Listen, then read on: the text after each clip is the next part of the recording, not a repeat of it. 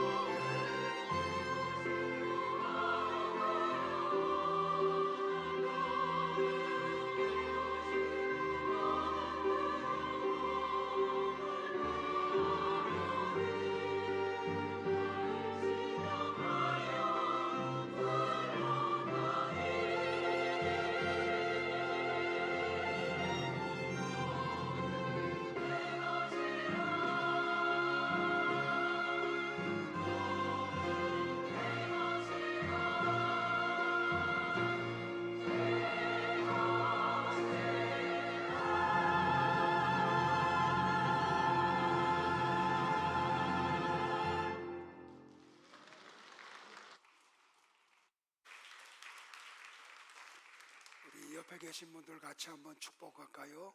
성도님은 하나님의 것입니다.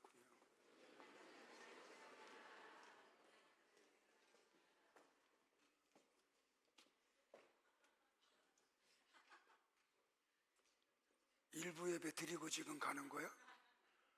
안 드린 것 같은데? 드렸어?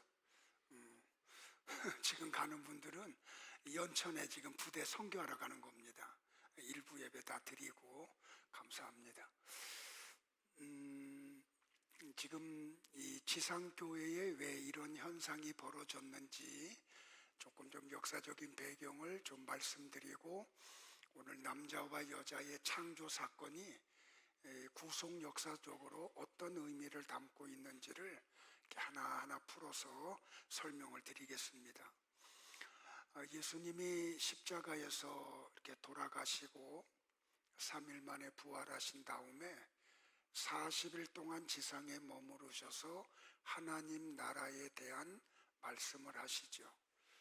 그리고 감람산에서 승천하시기 전에 오직 성령이 너희에게 임하시면 너희가 권능을 받고 예루살렘과 온 유대와 사마리아와 땅 끝까지 이르러 내 증인이 되리라고. 그리고 승천하신 다음에 사도행전 2장에 보면 오순절날 120여 명의 성도가 간절히 기도를 드려요. 그때 보혜사 성령님이 그들 가운데 임재를 하시죠. 그러자 베드로가 담대함을 가지고 예수님을 증거하기 시작을 해요. 그러자 어느 날 3,000명이 또는 5,000명이 회개하고 예수님을 믿게 되죠. 그래서 지상의 교회가 세워져요. 그래서 한 1500여 년 동안 지상교회는 신본주의 신앙을 가지고 신앙생활을 해요. 그런데 이제 중세시대쯤 와서 이게 너무 지나치다 보니까 성직자들을 마치 하나님같이 섬겨요. 그러면서 교회가 타락하기 시작을 하죠. 그래서 1517년도에 많은 뜻 있는 분들에 의해서 교회가 이대로 가면 안 된다, 교회를 개혁하자. 그래서 종교개혁이 스위스에서, 스코틀랜드에서, 독일에서 곳곳에서 동시다발적으로 일어나요. 그러면서 이제 어떤 일이 벌어지냐면 문예 부흥 운동이 유럽을 강타해요. 근데 이 문예 부흥이 어떤 폐해를 가져왔냐면 신본주의를 무너뜨려요. 그래서 인간의 이성이 강조되기 시작을 해요. 그래서 종교개혁이 끝나고 문예부흥이 일어나고 난 다음부터 인간의 이성으로 성경을 심판하기 시작을 해요. 그래서 인간의 이성이 납득이 되는 것은 하나님의 계시로 인정을 받지만 인간의 이성으로 용납이 되지 않는 것들은 신화나 설화로 취급을 해요. 그래서 자유주의 신학이 일어나는데 성경을 난도질하는 대표적인 신학이 뭐냐면 문서설이에요. 그래서 성경의 어떤 내용은 바벨론 신화에서 왔기 때문에 성경으로 인정할 수 없다. 그렇게 성경을 난도질하다 보니까 마지막에 남는 것은 마태복음 5장, 6장, 7장 산상수훈만 남게 돼요. 이런 인본주의가 교회를 엄습해 오자 자연적으로 교회 안에 어떤 운동이 일어나냐면 물질주의가 팽배하게 자리를 잡기 시작을 해요. 그러니까 기독교가 인간이 중심이 되고 물질이 중심이 되는 그러한 종교로 타락을 하고 말죠. 그러니까 사람들이 교회에 와서 하나님의 영광을 찬미하고 구원을 인정하며 믿음과 은혜를 말하는데 사람들의 관심은 온통 뭐냐면 나의 구원, 나의 유익이 초점이 되고 말아요. 사람이 중심이 된 교회, 그 사람이 중심이 돼서 받는 은혜는 하나님과는 아무 관계가 없는 것이 되고 말지요. 그래서 교회가 자꾸 이제 어떻게 되냐면 사람들의 감정을 건드려요. 쉽게 이야기하면 엑스터시 운동이 일어나요. 그게 한국 교회는 기도원 운동으로 부흥 집회로 나타났죠. 그래서 사람들이 막 흥분을 해요. 성경은 모르는데 은혜는 받았다고 그래요. 그런데 이런 종교적인 엑스터시는 힌두교에도 불교에도 그리고 회교도에도 자리를 잡고 있어요. 여러분들이 만약에 이런 걸 모르고 교회를 다니면서 하나님을 섬긴다고 하면서도 나의 필요에 초점을 맞추고 신앙생활을 하게 되면 금송아지를 만들어 놓고 이것이 하나님이라고 외쳤던 이스라엘 백성들과 같은 모습이 여러분들 속에 나타날 수밖에 없어요. 그것은 신앙이 아니에요. 그것은 엄밀히 말하면 교회가 아니에요. 이런 인본주의와 물질주의가 팽배하게 사람을 지배할 때 어떤 현상이 나타나냐면 사람들은 건물이 큰 교회를 찾아다녀요. 사람이 많이 모이는 교회를 찾아다녀요. 좋은 프로그램이 있는지를 교회를 선정하는 기준이 되고 말아요. 그리고 이분들은 큰 건물과 많은 사람이 모이고 프로그램이 화려한 교회의 일원이 됨으로 인해서 나는 사람들이 인정하는 교회의 일원이 되었다고 안정감을 누려요. 여러분들, 큰 건물이나 사람이 많이 모이는 교회나 사람들로부터 인기가 많은 교회가 하나님이 계시다는 증거입니까? 그렇지 않아요. 기독교는 공간의 종교가 아니에요. 기독교는 시간 속에서만 이해할 수 있는 교회예요. 이런 게 자리 잡다 보니까 부모들이 교회를 선정할 때 무엇을 기준하냐면 우리 자녀들에게 무엇을 가르치느냐를 중요하게 여기지 않아요. 우리 아이들을 위한 좋은 프로그램이 있는 교회들을 찾아다니기 시작을 하죠. 그러니까 이런 분들은 교회가 고리타분하게 성경만 가르치는 교회는 선호하지를 않아요. 좋은 프로그램이 있고 다양한 것을 아이들에게 접목할 수 있는 교회를 찾아다니고 말죠.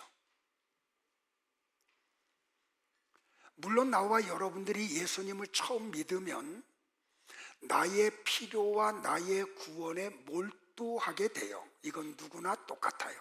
저도 마찬가지였어요. 그런데 세월이 지나가고 신앙이 성숙해지면 나의 필요나 나의 구원에만 우리가 묶여 있지 않아요. 나를 향한 하나님의 뜻이 무엇인지, 하늘에서 이루어진 하나님의 뜻이 이 땅에 반드시 이루어질 텐데 그 가운데 나는 어떤 역할을 해야 되는지 여기에 관심을 가져요. 나는 오늘 이 자리에 나와 있고 방송으로 예배를 드리는 분들이 단순히 여러분의 필요와 여러분의 구원에만 관심을 갖지 않기를 바라요. 이게 조금 뛰어넘어서 하나님의 뜻이 무엇인지, 하나님의 뜻을 이루는데 나는 어떤 역할을 하라고 하나님이 나에게 이런 믿음을 주셨는지, 그리고 거기에 관심을 갖고 그 길을 향해서 달려가기를 주의 이름으로 축복을 합니다. 오늘은 남자와 여자 이야기예요. 사실 오늘 결혼까지 좀 건드리려고 했는데 설교를 준비하다 보니까 결혼까지 가기에는 너무 내용이 방대해서 남자와 여자의 결혼 이야기는 다음 주에 하기로 하고, 오늘은 남자의 탄생과 여자의 탄생, 왜 아담은 자기의 갈비뼈로 하나님이 하와를 만들고 자기에게 데리고 왔을 때 그 하와를 가리켜서 이것은 내 뼈 중에 뼈요 살 중에 살이니 내가 이 하와를 여자라고 하리라. 왜 하와에게 여자라는 이름을 아담이 주었는지 그 비밀을 구속 역사 속으로 제가 풀어서 설명을 드리겠습니다. 먼저 남자의 창조 이야기 속에 담겨져 있는 비밀을 한번 찾아가 보자고요. 오늘 본문 창세기 2장 7절에 이렇게 기록이 되어 있습니다. 여호와 하나님이 땅의 흙으로 사람을 지으시고 생기를 그 코에 불어 넣으시니 사람이 생명이 되니라 라고 말이에요. 여기 땅의 흙으로 라고 하는 히브리어 어구가 어떻게 되어 있냐면 아파르민 하 아다마예요. 아파르라는 히브리어의 뜻은 뭐냐면 먼지, 티끌이라는 뜻이고, 민이라고 하는 히브리어는 전치사로 무엇으로부터, 그리고 하 아다마의 하는 정관사 덜을 이야기하고 아다마는 땅을 이야기해요. 흙을 이야기해요.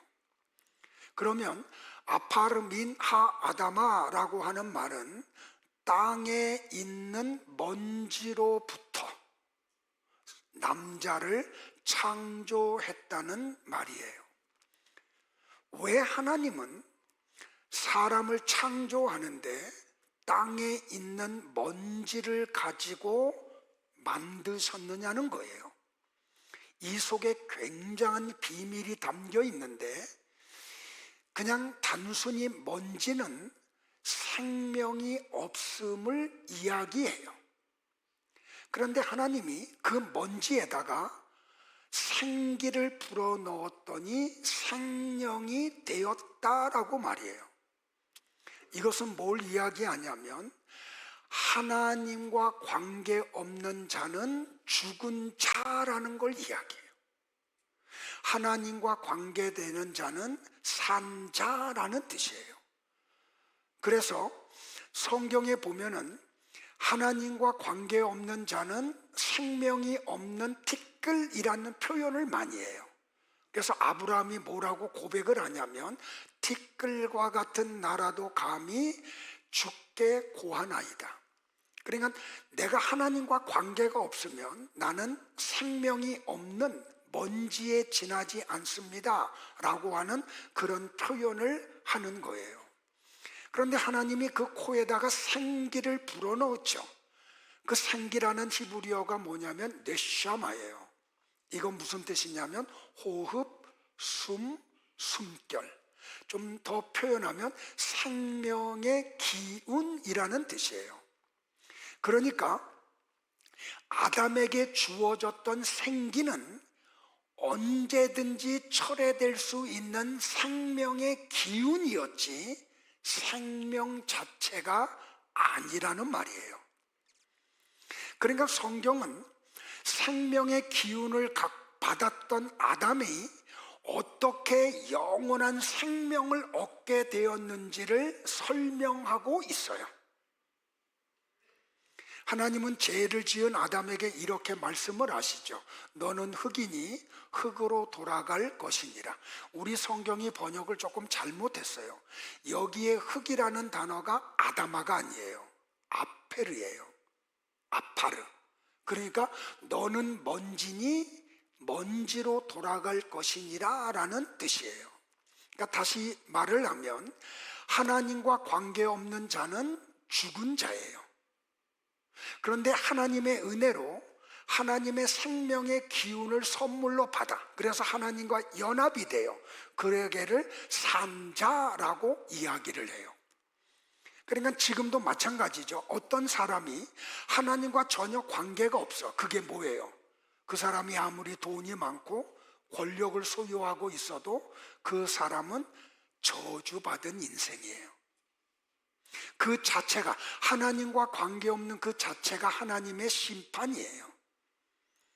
그래서 성경은 하나님을 모르는 사람들을 가리켜서 이미 심판을 받은 자라고 선언을 하죠.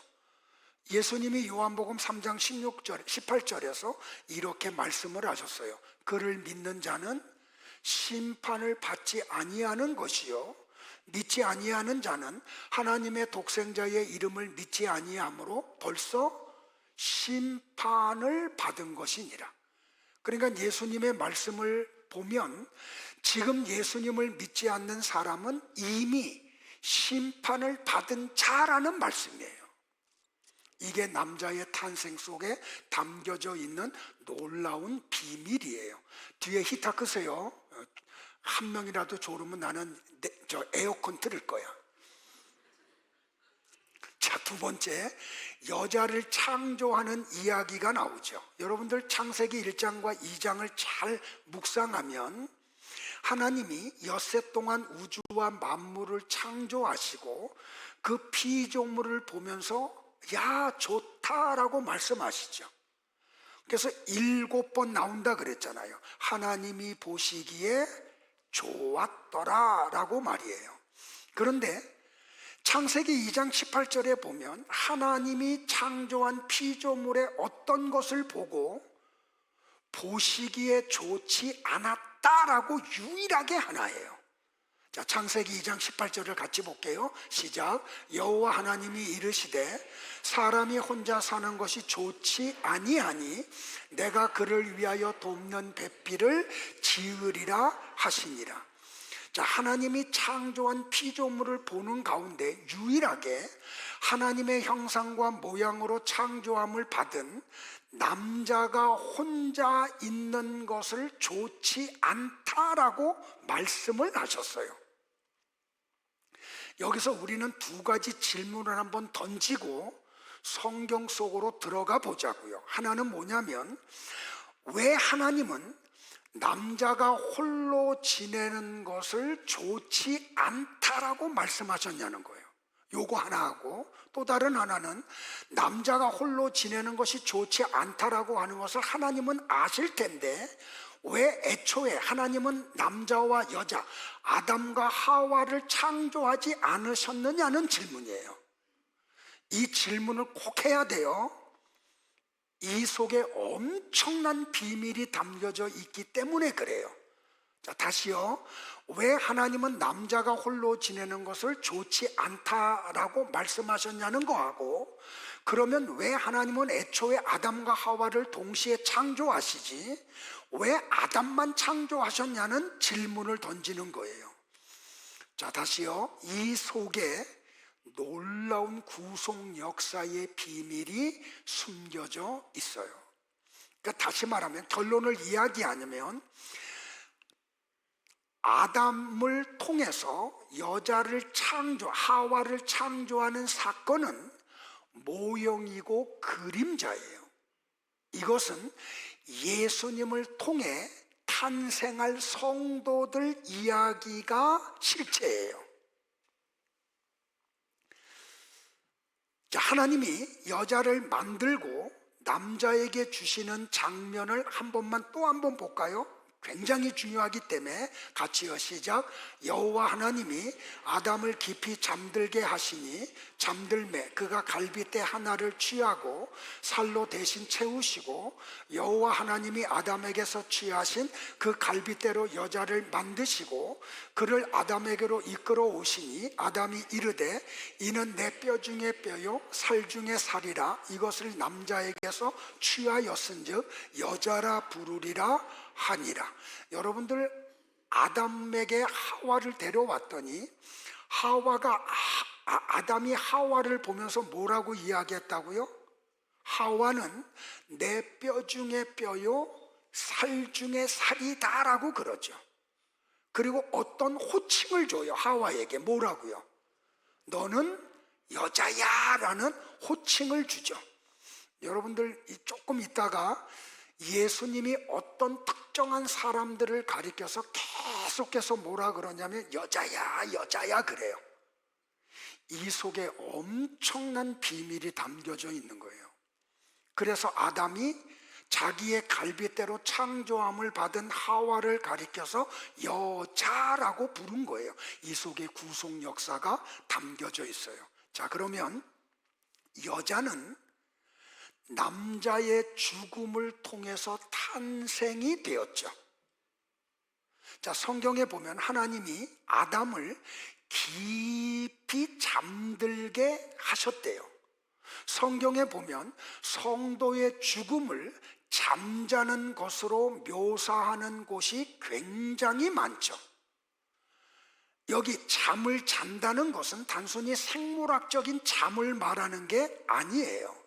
성도의 죽음을 이야기해요. 그러니까 성도가 죽은 것을 성경이 잠잔다라고 표현하는 것은 부활 신앙을 배경하고 하는 표현이에요.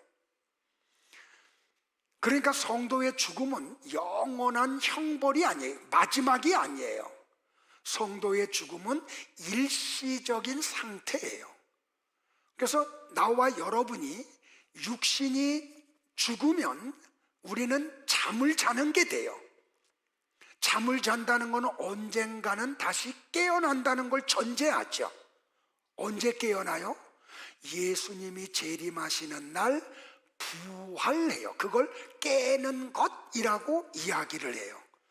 자, 성경에 보면 가버나움에서 회당장으로 사역을 하던 야이로에게 딸이 있는데 이 딸이 병들어서 죽음 앞에 임박했어요. 그래서 사람들을 급히 보내서 예수님을 좀 오셔서 내 딸을 고쳐달라고 요청을 하죠. 그래서 예수님이 가버나움에 있는 회당을 향해서 가는데 12년 동안 혈루증을 앓았던 여인이 예수님에게 와서 겉옷만 만져도 내 병이 나을 거라는 확신을 가져요. 그래서 사람들을 뚫고 와서 예수님의 옷을 만지고 그의 몸이 깨끗하게 낫죠. 예수님은 당신의 몸에서 능력이 나간 것을 알아요. 잘 들으셔야 돼요. 그래서 예수님이 뒤돌아보고 누가 내 옷 만졌어? 하고 물어보죠. 그랬더니 제자들이 뭐라 그래요? 아니 예수님, 사람들이 이렇게 많아서 예수님을 밀쳐서 예수님의 옷에 손을 댄 사람들이 많은데 누가 내 옷에 손을 댔느냐고 물어보는 이유가 뭐냐고 질문을 하잖아요. 그러니까 잘 들으셔야 될 게, 아무 믿음 없이 생각 없이 예수님을 만지면 주님의 능력이 오지 않아요. 그런데 믿음을 가지고 확신 속에서 주님의 겉옷을 만진 이 여인 속에는 주의 능력이 임재를 해요. 똑같아요. 여러분들이 아무 생각 없이 와가지고 1시간 예배를 드리면 이 말씀을 통한 하나님의 은혜가 절대로 임하지 않아요.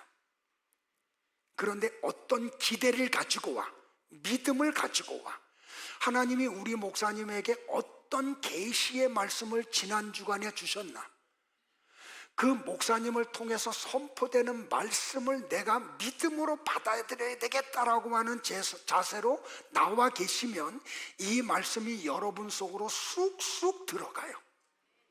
자, 그러다 보니까 시간이 지체가 됐죠.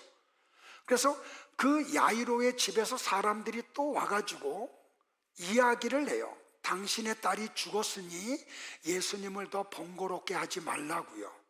그런데 예수님은 그곳까지 가시죠.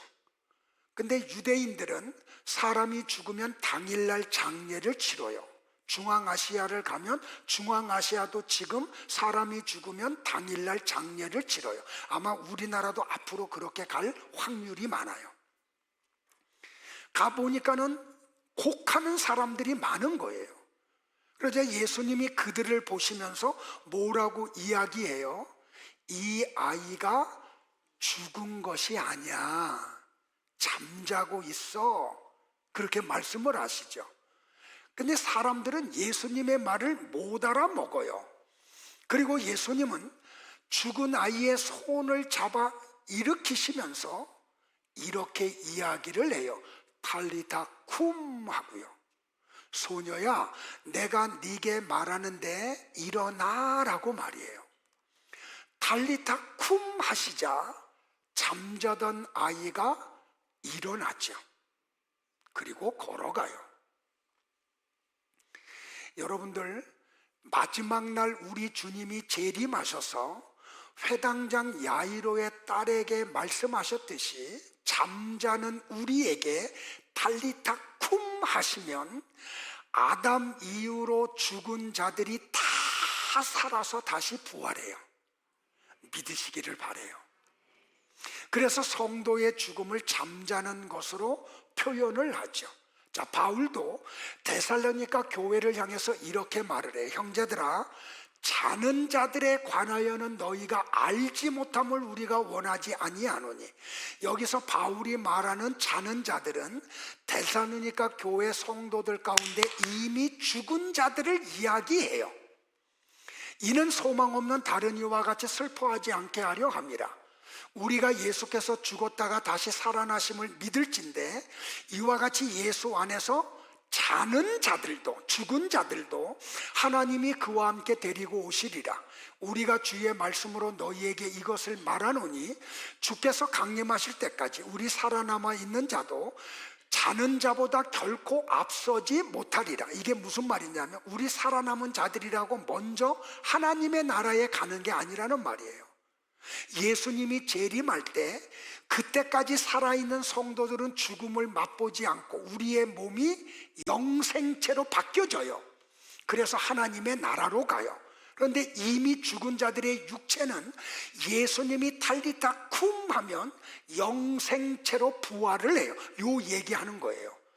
그러니까 먼저 죽었다고 늦고 살아있다고 먼저 하나님의 나라에 가는 게 아님을 바울이 지금 얘기하는 거예요. 우리가 주의 말씀으로 너희에게 이것을 말하노니 주께서 호령과 천사장의 소리와 하나님의 나팔 소리로 친히 하늘로부터 강림하시리니 그리스도 안에서 죽은 자들이, 잠자는 자들이 먼저 일어나고 그 후에 우리 살아남은 자들도 그들과 함께 구름 속으로 끌어올려 공중에서 주를 영접하게 하시리니 그리하여 우리가 항상 주와 함께 있으리라. 할렐루야.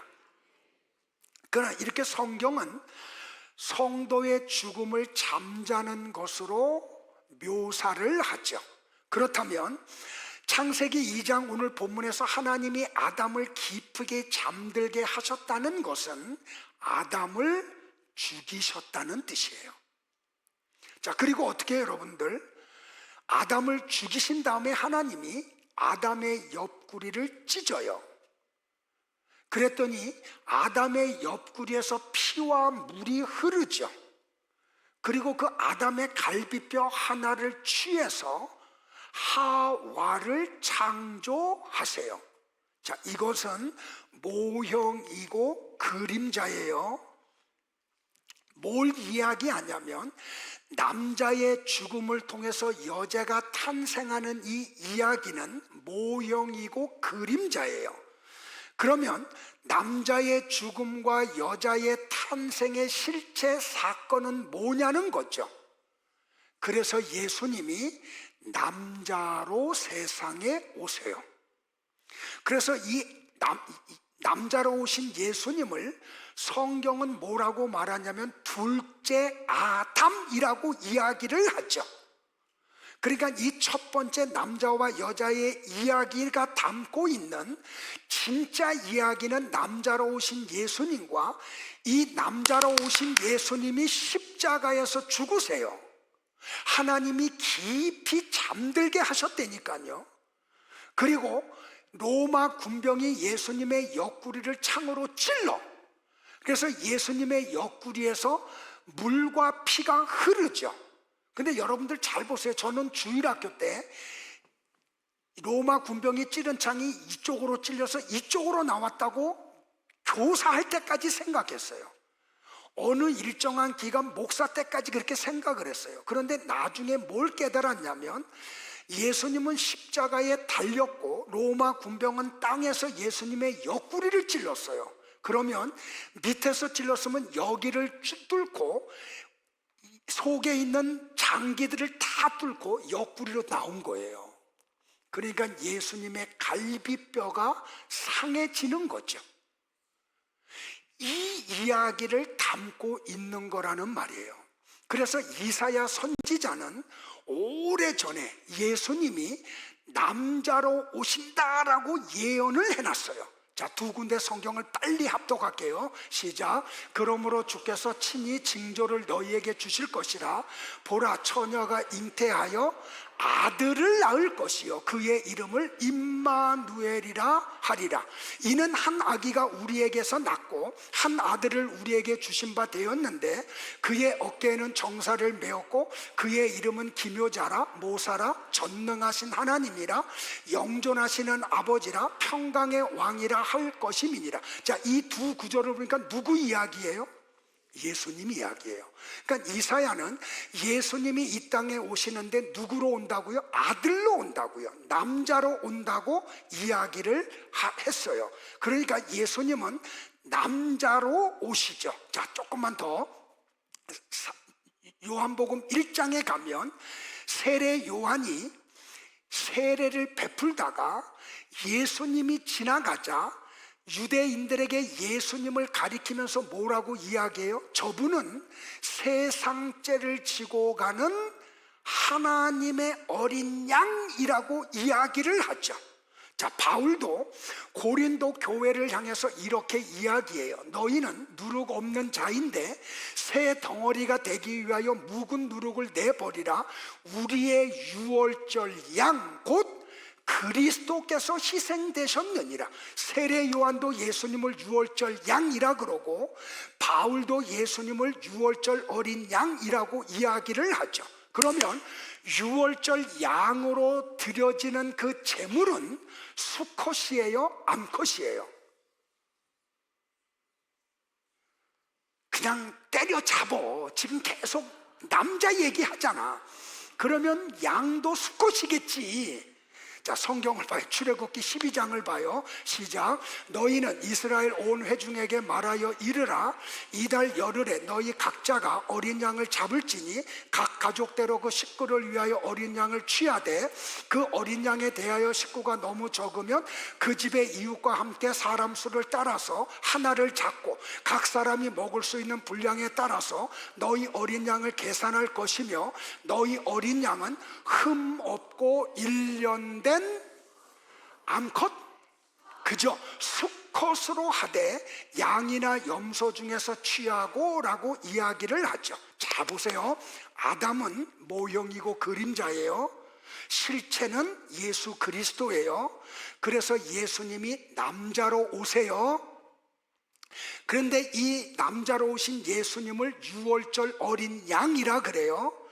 유월절 어린 양은 암컷은 안 돼. 수컷만 돼요. 근데 이 아담의 죽음을 통해서 여자가 탄생을 하죠. 그러면 남자로 오신 예수님이 십자가에서 죽으심으로 이 세상에 뭐가 탄생해요? 성도가 탄생을 해요. 그 성도를 여자라고 이야기해요. 이걸 교회라고 이야기하고요. 그래서 성경에 보면 우리가 하나님 나라에 가면 신랑은 예수님이고 신부는 모든 성도예요. 다 연결되죠. 됐어요? 자, 여기까지 보고, 그래서 바울이 로마서 5장 14절에서 뭐라고 이야기했어요? 아담은 오실 자의 모형이라고 얘기했죠. 그러니까 제가 모형 그림자 얘기하는 건 내 얘기 아니에요. 성경에서 그렇게 말을 한 걸 제가 그대로 여러분에게 소개하는 것 뿐이에요. 그러니까 아담은 두 번째 아담으로 오시는 예수님의 모형이라는 말이에요. 그러면 하와도 두 번째 탄생할 여자의 모형이겠죠. 그게 바로 에베소서에 다음 주에 얘기할 건데 에베소서 5장에 가면 바울이 뭐라고 말하냐면 이것은 예수님과 교회에 대한 큰 비밀이다라고 이야기를 했다니까요. 됐어요, 여러분들?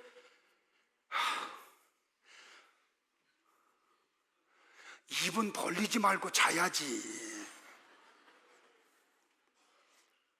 자, 여기까지는 됐죠? 자, 그 다음에 이제 마지막으로 갈게요. 남자와 여자는 하나예요. 하나예요. 그걸 연합이라고 이야기해요. 자, 창세기 2장 23절을 한 번 더 봐요. 잘 따라오셔야 돼요. 이게 여러분들 재미가 있어야 돼. 흥미가 있고, 그리고 막 깨달음을 가질수록 여러분들은 막 그냥 어쩔 줄을 몰라 해야 돼. 그 사람들이 진짜야. 자, 다 같이 시작. 아담이 이르되 이는 내 뼈 중에 뼈요 살 중에 살이라 이것을 남자에게서 취하였은즉 여자라 부르리라 하니라. 여기에서 이것을 남자에게서 취하였은즉 여자라 부르리라 하니라 라고 하는 히브리어 어구가 어떻게 되냐면 아카레 이샤 키 메이시 루카하 조트예요. 그냥 됐어. 자, 이게 무슨 말이냐면 아담은 자기의 죽음으로 만들어진 피조물을 가리켜서 뭐라는 호칭을 줬냐면 여자라는 호칭을 줬어요. 그러니까 여러분들이 이제 이런 비밀을 알고 나면 치마 두르고 있다고 다 여자라고 그러면 안 돼. 그냥 바지 입고 넥타이 매고 양복 입었다고 다 남자라고 얘기하면 안 되는 거예요. 영적인 세계에서 말이에요. 그러니까 아담이 하와를 가리켜서 여자라고 부른 것은 그 여자가 남자의 죽음으로 인해서 탄생했기 때문이라는 말이에요. 여러분들, 우리 성경은 남자, 여자 그러니까 완전히 다르잖아요. 근데 히브리어 성경을 보면 남자라고 하는 히브리어가 뭐냐면 이시고 여자라는 히브리어 단어가 뭐냐면 이샤예요. 놀라운 비밀이 뭐냐면 남자와 여자의 히브리어 자음이 똑같아요. 배열만 달라요. 이건 뭘 이야기하냐면 남자와 하나라는 것을 이야기해요. 우리나라 사람들이 사랑하는 사람을 내 반쪽이라 그러죠. 이게 성경적으로 맞는 거예요. 그 반쪽이 채워져야 온전한 하나가 되는 거예요. 이건 성경적인 표현이라는 말이에요. 그러니까 이것도 모형이고 그림자라는 거죠. 자, 보세요. 예수님이 겟세마네 동산에서 십자가를 앞두고 땀방울이 핏방울이 되도록 기도를 드리시죠. 그 기도의 내용이 뭐라 그랬어요? 요한복음 17장. 그러니까 요한복음 17장 전체가 예수님이 한 기도의 내용이에요. 그걸 가지고 어디서 기도했냐면 겟세마네 동산에서 이 내용을 가지고 기도하신 거예요. 근데 예수님이 그 추운 일기에 땀을 흘리시면서 그냥 모세혈관이 터져가지고 땀방울을 흘리면서 드렸던 기도의 내용이 뭔지 아세요? 이거예요. 우리 같이 한번 예수님의 기도를 하자고요. 시작. 아버지여, 아버지께서 내 안에 내가 아버지 안에 있는 것 같이 그들도 다 하나가 되어 우리 안에 있게 하사 세상으로 아버지께서 나를 보내신 것을 믿게 하옵소서. 내게 주신 영광을 내가 그들에게 주었사오니 이는 우리가 하나가 된 것 같이 그들도 하나가 되게 하려 함이니이다. 곧 내가 그들 안에 있고 아버지께서 내 안에 계시어 그들로 온전함을 이루어 하나가 되게 하려 함은 아버지께서 나를 보내신 것과 또 나를 사랑하신 같이 그들도 사랑하신 것을 세상으로 알게 하려 함이로소이다. 아버지여, 내게 주신 자도 나 안에 있는 곳에 나와 함께 있어 아버지께서 창세전부터 나를 사랑하심으로 내게 주신 나의 영광을 그들로 보게 하시기를 원하옵나이다. 의로우신 아버지여, 세상이 아버지를 알지 못하여도 나는 아버지를 알았사옵고 그들도 아버지께서 나를 보내신 줄 알았사옵나이다. 내가 아버지의 이름을 그들에게 알게 하였고 또 알게 하리니 이는 나를 사랑하신 사랑이 그들 안에 있고 나도 그들 안에 있게 하려 함이니이다. 여러분들, 예수님의 기도를 우리가 해봤더니 내용이 다 뭐예요? 예수님 안에 우리가 들어가서 하나 되게 해달라는 기도가 전체죠. 아버지와 아들이 하나인 것 같이 그 하나이니까 서로를 알듯이 저들도 우리 안에 들어와서 내가 하나님을 알듯이 저들도 하나님을 알게 해달라는 것이 예수님의 기도의 내용 전체잖아요. 바로 그거예요. 하와는 아담에게서 나왔어요. 그래서 그게 다음 주에 할 건데 결혼으로 돼서 하나가 돼요. 그거는 바로 성도가 예수님을 통해서 탄생했고 예수님을 믿음으로 예수님과 하나 되는 이야기를 하는 거예요. 그래서 이 비밀을 알았던 바울이 뭐라고 얘기해? 나는 그리스도 안에 있다. 그래서 바울 신학의 대표가 뭐냐면 in Christ예요. 하나님과 나는 하나다. 그래서 로마 감옥에 갇혀 있으면서도 뭐라고 얘기해요? 나는 너무 기뻐. 나는 너무 평안해. 나는 너무 행복해. 그러면서 자유하고 있는 빌립보 교회 성도들을 향해서 뭐라 그래요? 내 기쁨을 내가 너희들에게도 좀 주기를 원하는데 너희들도 나의 기쁨 속에 들어오기를 원해. 바울이 감옥 안에서 그렇게 기뻐할 수 있는 이유가 뭐예요? 나는 그리스도와 하나이기 때문에. 바로 이 이야기 하는 거예요. 그래서 바울은 에베소 교회에다가 이렇게 이야기를 하죠. 다 같이 볼까요? 시작. 교회는 그의 몸이니 만물 안에서 만물을 충만하게 하시는 자의 충만이니라 라고 이야기해요. 다 같이 우리 한번 읽을까요? 시작. 교회는 만물을 충만하게 하시는 예수님의 충만입니다. 풀레스입니다. 그러니까 예수님은 나와 여러분 없이, 교회 없이, 성도 없이 홀로 충만하지 않기로 작정을 하신 거예요. 그래서 성도를, 교회를 가리켜서 뭐라고 말하냐면 유기체라고 이야기하죠. 예수님이 머리예요. 그리고 우리는 그 머리에 붙어 있는 지체들이에요. 그 말은 예수님과 우리는 한 몸임을 이야기하죠. 하나라는 것을 이야기해요. 그래서 예수님은 참 재밌는 게 뭐냐면 십자가상에서 예수님이 마리아를 보면서 뭐라 그래요? 여자여 보소서 아들이니이다 그래요. 그러니까 이런 걸 배경을 모르는 사람들은 야, 저 예수라는 사람이 호로자식 아니야? 어떻게 어머니를 부르는데 여자여 하고 부르느냐고. 그래서 여러분들 주석책을 한번 찾아보시면 신학자들이 어떻게 주석을 했냐면 예수님이 그 십자가에서 마리아를 향해 불렀던 여자여라는 호칭은 극존칭이라고 주석을 다 해놨어요. 저도 이전에는 다 그렇게 해석을 했고 설교를 했어요. 그런데 이번에 이 비밀을 알고 나니까 예수님이 마리아를 가리켜서 그렇게 말했던 것은 너는 나의 죽음으로 인해 탄생한 진짜 성도야 라는 선언인 거예요. 이해되시겠어요? 엄청난 비밀이 이 속에 담겨져 있던 거죠. 그러니까 여러분이 그 사도행전 2장에도 보면 그 오병이어의 표적 가운데 첫 번째 표적, 갈릴리 가나 혼인잔치집에서 물로 포도주를 만들 때 마리아가 예수님에게 와서 얘기하죠. 예수님, 이 집에 지금 포도주가 떨어졌다고. 그때 예수님이 마리아를 가리켜서 뭐라 그래요? 여자여, 이 집에 포도주 떨어진 거하고 나하고 무슨 상관이냐 그러잖아요.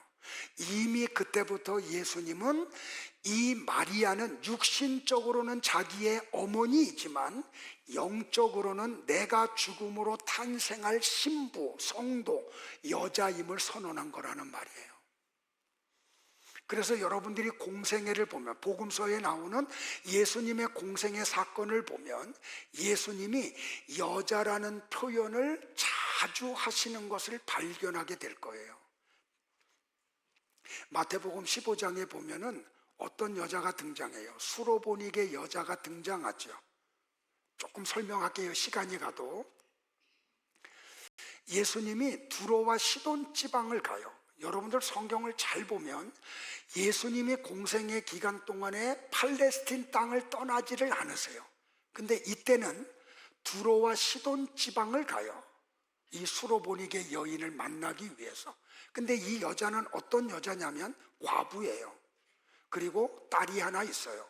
근데 딸이 귀신 들렸고 병들어서 죽음 앞에 놓여 있어요. 예수님이 오셨다는 소식을 듣고 이 여인이 와서 예수님에게 요청을 하죠. 예수님, 내 딸 좀 고쳐주세요 하고요. 그때 예수님이 뭐라 그래요? 야, 나는 이스라엘의 잃어버린 자를 위해서 보냄을 받았지 저 이방 여자를 향해서 보냄을 받지 않았어 라고 퉁명스럽게 얘기해요. 잘 들으셔야 돼요. 예수님은 이 여자 때문에 시돈 지방까지 가신 거예요. 이 여자를 구원하고 딸을 구원하려고 그곳에 가신 거예요. 근데 예수님이 본심을 감추셔.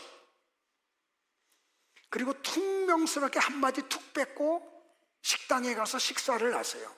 근데 이 여자가 포기하지 않고 거기까지 쫓아와. 그리고 거기서 이야기해. 두 번째 이렇게 바뀌어요.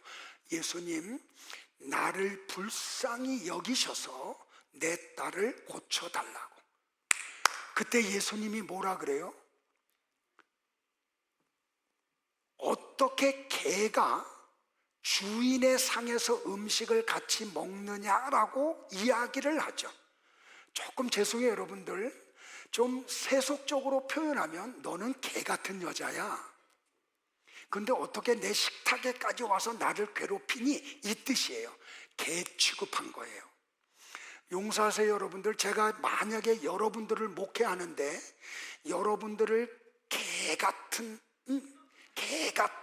이렇게 하면 여러분 가운데 과연 우리 교회 남아서 예배 드릴 수 있는 사람이 몇 명이나 될까요? 제가 볼 때는 거의 없어요. 아이, 교회가 여기밖에 없어?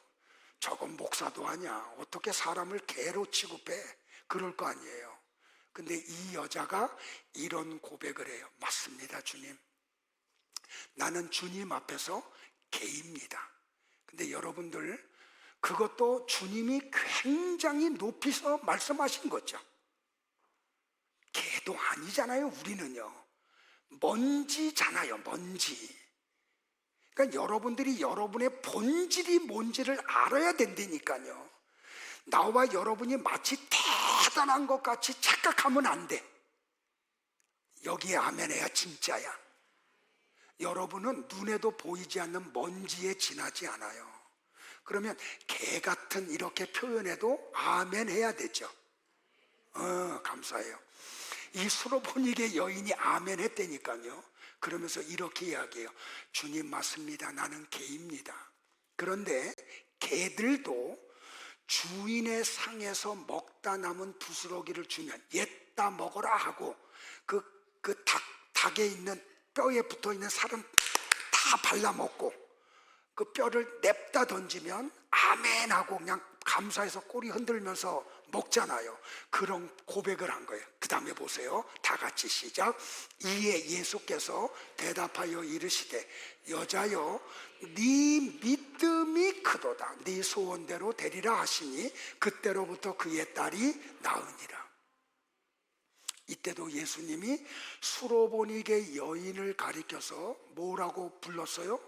여자여. 아담이 하와를 가리켜서 이는 내 뼈 중에 뼈요 살 중에 살이다. 너는 여자야 라고 말했듯이 예수님의 이 선언은 너는 내가 십자가의 죽음으로 탄생한 성도야 라고 하는 선언이에요. 그리고 이 딸이 고침을 받아요. 누가복음 13장에 보면 18년 동안 중풍병으로 고생하던 여자가 있었어요. 그런데 이 여자를 향해서 예수님이 이렇게 말씀을 해요. 또 볼까요? 시작. 18회 동안이나 귀신들을 앓으며 꼬부라져 조금도 펴지 못하는 한 여자가 있더라. 예수께서 보시고 불러 이르시되 여자여 네가 네 병에서 놓였다 하시고 안수하시니 여자가 곧 펴고 하나님께 영광을 돌리는지라. 이 18년 동안 중풍병으로 고생하던 이 여자도 너는 나의 죽음을 통해서 탄생한 성도야, 신부야 라고 하는 예수님의 선언이었다는 말이에요. 요한복음 4장에 가보면 사마리아 여자가 등장하죠. 남편이 5이나 되는. 근데 예수님이 이 여인에게 이렇게 말을 해요. 다 같이 볼까요? 시작. 예수께서 이르시되 여자여 내 말을 믿으라. 이 산에서도 말고 예루살렘에서도 말고 너희가 아버지께 예배할 때가 이르리라. 이 사마리아 여자도 내가 너를 구원한 나의 자녀, 나의 신부라고 하는 선언인 거죠. 요한복음 8장 10절을 또 보죠. 가늠하다 현장에서 붙잡힌 여자예요. 그러니까 유대인들이 끌고 와. 그리고 예수님에게 물어봐요. 모세의 율법에는 간음하다가 현장에서 붙잡힌 여자는 돌로 때려 죽이라 그랬는데 예수님 어떻게 할까요? 그때 예수님이 어떻게 해요? 아무 말씀 안 하시고 몸을 굽부려 땅에다가 무슨 글씨인지는 모르지만 글씨를 쓰시죠. 성경이 침묵을 해서 예수님이 어떤 글씨를 쓰셨는지 우리는 알 수 있어요? 없어요? 없어요. 근데 우리는 유추해서 알 수가 있어요. 성경에 보면 하나님이 글씨를 쓰신 적이 3번 있어요. 첫 번째는 어디예요? 시내 산에서 10계명을 기록해서 모세에게 주죠. 두 번째는 바벨론에서 메네메네 데겔 우바르신이라고 하는 손이 하나 나타나죠. 벽에다가 만찬을 벌이고 있는 바벨론 왕과 대간제들이 막 만취해서 그 예루살렘 성전에서 쓰던 그 집기들을 가져와서 술 따라서 마시고 있는 망령된 짓을 하고 있는 현장에 갑자기 손가락에 손이 하나 나타나가지고 글자를 쓰죠. 벽에다가 메네메네 데겔 우바르신이라고요. 그러면 10계명의 내용이 뭐예요? 딱 2마디로 하면 하라, 하지 말라. 두낫. 내가 하지 말라는 것을 하면, 하라는 것을 하지 않으면 하나님이 뭐 하신다는 거예요? 심판한다는 거죠. 그 바벨론 그 만찬 속에 썼던 메네메네 데겔 우바르시는 뭐예요? 하나님이 그 왕을 저울에 달아봤더니 무게가 나가지 않아. 내가 너 다 죽여버릴 거야. 그 뜻이죠. 심판이에요. 그러면 예수님이 땅에 엎드려 글자를 쓰신 것도 심판에 대한 내용이었겠죠. 그리고 나서 일어나서 둘러선 사람들에게 이야기해요. 너희 중에 죄 없는 자가 먼저 돌로 치라고요. 성경에 보세요. 뭐라고 기록했어요? 나이 많은 사람으로부터 다 떠나가. 그러니까 하루라도 더 살면 그만큼 죄를 더 많이 지었겠죠. 자기의 죄가 다 드러난 거예요. 그래서 예수님과 여자만 딱 남아요. 그때 예수님이 이 여자한테 간음하다 현장에서 붙잡힌 여자에게 이렇게 말씀해요. 다 같이 볼까요? 예수께서 일어나사 여자 외에 아무도 없는 것을 보시고 이르시되 여자여 너를 고발하던 그들이 어디 있느냐? 너를 정죄하는 자가 없느냐? 비록 간음하다 현장에서 붙잡혔지만 너는 내가 십자가에서 죽으심으로 탄생하는 성도라는 선언을 하신 거예요. 요한복음 20장에도 이거 설명하려면 자꾸 설교가 길어지니까 예수님의 무덤에 왔던 마리아에게도 똑같은 말씀을 하시죠. 다 같이 볼까요? 시작. 예수께서 이르시되 여자여 어찌하여 울며 누구를 찾느냐 하시니 마리아는 그가 동산지기인 줄 알고 이르되 주여 당신이 옮겼거든 어디에 두었는지 내게 이르소서 그러면 내가 가져가리이다. 마리아를 가리켜서 예수님은 뭐라고 말씀하셨어요? 부활하신 후에 여자여라고 말씀을 해요. 너는 내가 십자가의 죽음으로 탄생한 성도라고 하는 선언을 하신 거예요. 그러니까 예수님이 이 일을 완성하시고 숨을 거두시죠. 근데 성경이 뭐라고 말하냐면 요한이 요한복음 19장 30절에서 이렇게 기록을 했어요. 그의 영혼이 떠나가시니라. 이 헬라어 어구가 뭐냐면 파라게톤 투 푸누마예요. 그의 영을 바쳤다라는 뜻이에요. 그러니까 이게 무슨 뜻이냐면 예수님의 십자가의 죽음을 통해서 성도의 탄생 이야기를 하는 거예요. 그러니까 예수님이 십자가에서 당신의 영을 바친 후에 요한복음 20장에 보면 유대인들이 무서워서 골방에 숨어있는 10명의 제자에게 예수님이 찾아오시죠. 오셔서 뭐라 그래요? 너희에게 평강이 있을지어다 라고 하신 다음에 그 다음에 잘 보세요. 숨을 내쉬면서 한마디예요. 성령을 받으라 라고 말해요. 그리고 사도행전 2장에서 오순절날 보혜사 성령을 선물로 보내어 주세요. 뭘 얘기하는 거예요? 그러니까 이 남자와 여자의 탄생 이야기, 홀로 있는 것이 좋지 않다 하시고 아담을 죽이시고 하와 여자를 창조하시는 이 이야기 속에 예수님의 십자가의 죽음과 예수님의 십자가의 죽음을 통한 성도의 탄생, 교회의 탄생 이야기가 숨어져 있는 거예요. 아시겠어요? 감사하죠? 여러분들이 이 설교 한 편이 나오려면 그냥 안 나온다니까요. 뭐 얘기 하나 할래다가 안 할래. 자, 말씀 정리할게요. 역사는 방향 없이 이리저리 흘러가는 게 아니에요. 어떤 분의 계획 속에서 한 목적지를 향해서 흘러가요. 그게 역사예요. 그러니까 역사에는 주인이 있어요. 그래서 역사라는 영어의 단어가 뭐냐면 히스토리죠. He is story. 그 남자의 이야기, 그게 역사예요.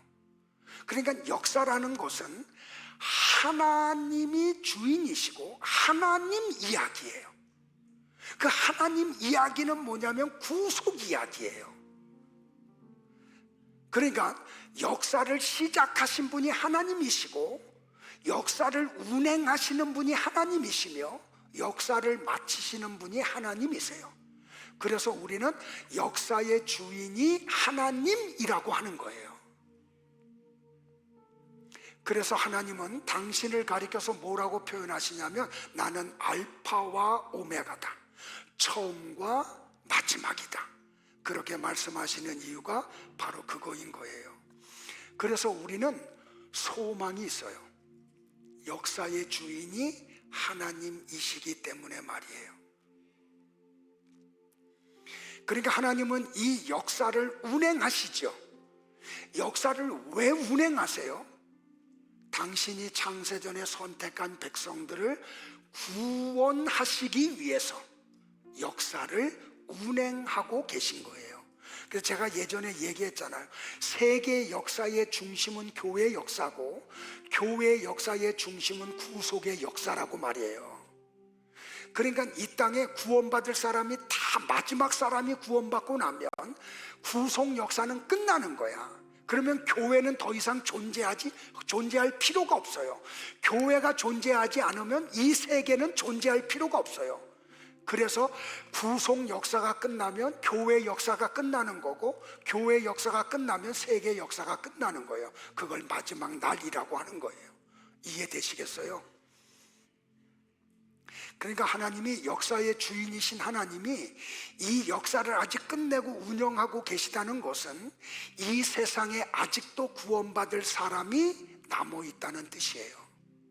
그러므로 우리는 부지런히 복음을 전해야 돼요. 누가 선택받은 사람인지 우리는 몰라요. 단지 누구를 만나든지 복음을 전할 뿐이에요. 그러면 하나님이 선택한 백성은 반드시 예수님을 믿게 되어 있어요. 우리 교회에 오게 되어 있어요. 성경은 이 얘기하는 거예요.